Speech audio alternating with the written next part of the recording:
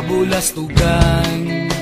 Hindi malilimutan ang asaran na merong pikunan, lalo na rin ang unang niligawan, unang kabiguan. At dyan nasiseryoso ang usapan, ang pagdadamayan ng tunay at tapat na kaibigan. Kung mga buwan, kaibigan namang maaasahan. Oh, di na tayo mabata, edad may di nahahalata.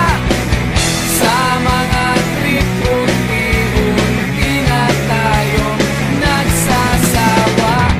Pero kahit ganon, barkadang matatag hanggang sa ngayon. Minsan man magkita, tiyak may kwela, yan ang aking mga tropa.